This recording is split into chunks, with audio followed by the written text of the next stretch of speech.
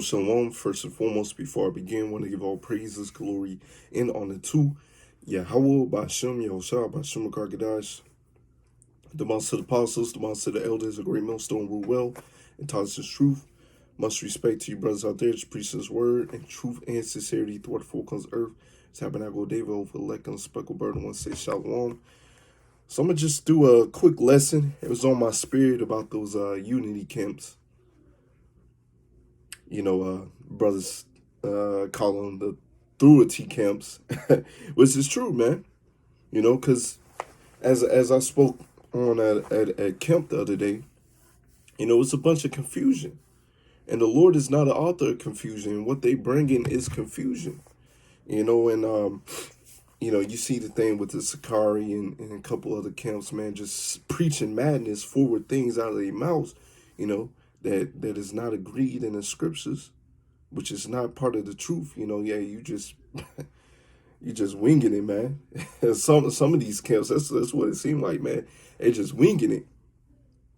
But anyways, they're coming with that confusion, man. I remember watching Elder Yasharama's video about Al-Azhar, how them as Sakari had a unity camp with one body in Yahushai, and they knew that how Yasharama put it, Elder Yasharama put it, you just see the look on Al-Azhar's face. Like, come on, man, why are you standing with a person that does not agree with what you want to agree with? But hey, that's that go along, get along gang in Israel, man, which is not substantiated in the scriptures. And the Lord said, hey, he's coming to bring a sword, to bring a division. Let's get that. Let's get that real quick.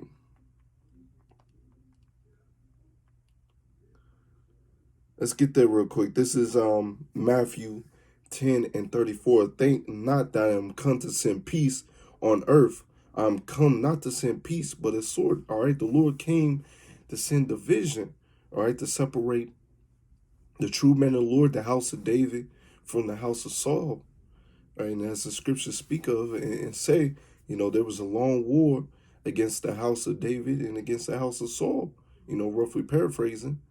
And the house of Saul grew weaker and weaker as the house of David grew stronger and stronger. And that's what we seeing, man. And these unity camps, man. Hey, it's a bunch of madness, man. Matter of fact, let's get this. This is 1 Corinthians 14:33. For power is not the author of confusion, but of peace, as in all the churches of the saints. You see, the Lord is not the author of confusion. And you'll see in these unity camps, they don't even agree on the same doctrine, but they like, oh, let's everybody come together. They once again, they go along, get along game. Got that from Kwame Brown. That go along, get along game in Israel, man. That's not gonna stand, man. Matter of fact, I got to get that definition: guilty by association.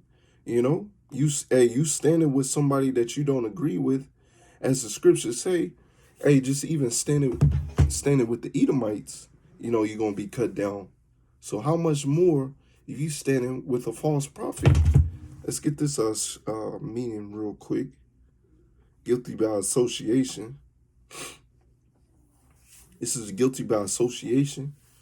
Guilty by association, also known as association fallacy, is officially defined as guilty ascribed to someone not because of any evidence. You see, they didn't have to have any evidence, but because of their own association with an offender. You see that? So you standing with somebody that you don't even agree with, you're holding hands with them. All right, hey, when that judgment comes, you're going to get it with them because you stand by them. And as we know, a lot of them don't even agree on what the MOTB is, the grain of rice. So you'll have somebody that may be sincere, that may ask a question. And you have one speaker that says this, one speaker that says that.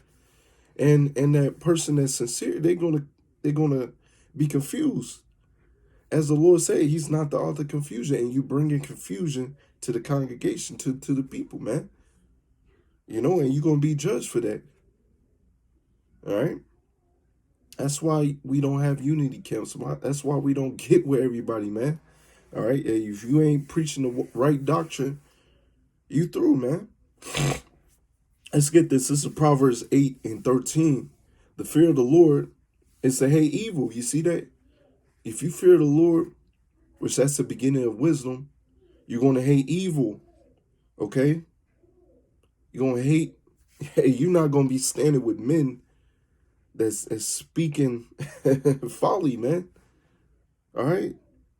No way in hell will we stand with somebody that's speaking folly, man. That's not speaking something that's according to the scriptures. All right? It also says pride and arrogancy. All right? Yeah, you have these attributes on dudes on these other camps as well. In the evil way. Once again, a person that's speaking folly, man, is speaking forward things out of their mouths. The Lord is not with it. And you want to stand with them? Come on, man. And the forward mouth do I hate. You see that? And the forward mouth do I hate. All right? Once again, that goes into, speaking folly, man. Speaking not according to the word of Yahweh Shem Yahushua, not breaking down the scriptures right, not having the true doctrine. Okay?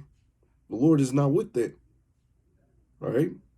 Or if you want to mix the truth in with the carnal things, the left-hand side of the world, man. Yeah, you can't be doing that, man. The Lord hates that.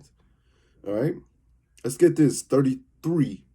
Proverbs 8:33. Hear instruction and be wise and refusing not. And these dudes out here, they're refusing this truth, man. All right? The instruction is in the word. The instruction has been given to the apostles and elders and brothers on down. But they don't want to hear it, so they refuse it, man. They go about their own way. They're a child left to their own devices, man. And what happens to a child that's left to their own devices, man? They have no order. They have no structure. And that's what we see happening with these other camps, man. Once again, you standing with somebody that you don't agree with, and you might look a couple days later, and that dude's end up rebuking you, and you still not getting the understanding. You still preaching folly. And then that dude that rebuke you, y'all come together, y'all have a unity camp, and it's just a bunch of folly, man. It's a bunch of folly, man. Matter of fact, let me see. I'm going to get verse 32. I meant to read this first. Now, therefore, hearken unto me, O ye children, for blessed are they that keep my ways. You see that? If you keep Yahweh Shem Yahushua, blesses you. All right? Because you're not going to be out here speaking folly, forward things out of your mouth. And once again, it goes into verse 33. Hear instruction and be wise and refuse it not. And you see that these dudes, they're not hearing instruction. They have no structure. They have no order. Okay? They want to hold hands with everybody. Hey, everybody, let's come together. As I read earlier, hey, the Lord didn't come for everybody to hold hands. He came here for division.